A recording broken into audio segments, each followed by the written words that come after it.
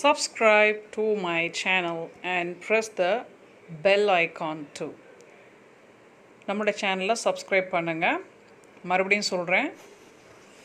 Good morning everyone. Subscribe to my channel. இன்றைக்கி நம்ம பார்க்கக்கூடிய தலைப்பு 3 வார்த்தைகளுக்கு இன்னும் ஆங்கிலத்திலே சில பேருக்கு தெரியவில்லை. முதல் வாக்கியம், அவள் ஜன்னல் வழியாக எட்டி பார்த்தாள். இது பார்த்திங்கன்னா எட்டி அப்படின்ற ஒரு விஷயத்துக்கு நம்மளுக்கு ஆங்கிலத்தில் சில பேருக்கு தெரியாது. அது ஆங்கிலத்தில் பார்ப்போம். She peeped through the window.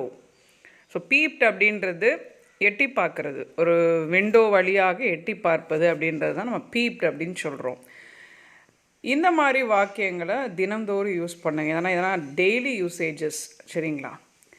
Ram மேடையில் லீலாவை உற்சாகமாக பார்த்தார். இது பார்த்திங்கன்னா உற்சாகம் அப்படின்றதுக்கு பல வகை மீனிங் இருக்குது. அதாவது சீக்ரெட்டிவாக பார்த்தாருன்னு சொல்லலாம், ஹிடன் மறைந்திருந்து பார்த்தார்ன்ட்டு சொல்லலாம். அது எப்படி ஆங்கிலத்திலே சரியான வார்த்தை.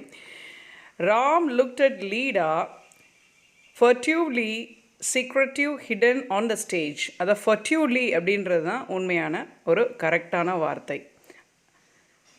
அடுத்த ஒரு வாக்கியம், வில்லன் அவளுக்கு ஒரு நயவஞ்சக பார்வையிட்டார். அதாவது நீங்கள் நிறைய இடத்துல பார்த்துருப்பீங்க, வில்லன் நயவஞ்சக பார்வை பார்ப்பாங்க அப்படின்னு சொல்லி. அந்த பழைய காலத்து வார்த்தை இது. ஆக்சுவலாக இந்த வார்த்தைக்கு என்ன அர்த்தம் அப்படின்றத ஆங்கிலத்தில் பார்ப்போம். Villain gave her a sly leer அப்படின்றது அது ஒரு வகையான அந்த நயவஞ்சக பார்வை.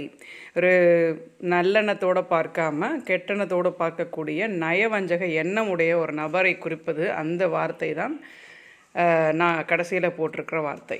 தேங்க்யூ ஃபார் வாட்சிங். இன்னும் நம்மளுடைய சேனலை சப்ஸ்கிரைப் பண்ணாதவங்க சப்ஸ்கிரைப் பண்ணுங்கள். மேலும் வீடியோஸ்க்கு நோட்டிஃபிகேஷன் பட்டனை ப்ரெஸ் பண்ண மறந்துடாதீங்க.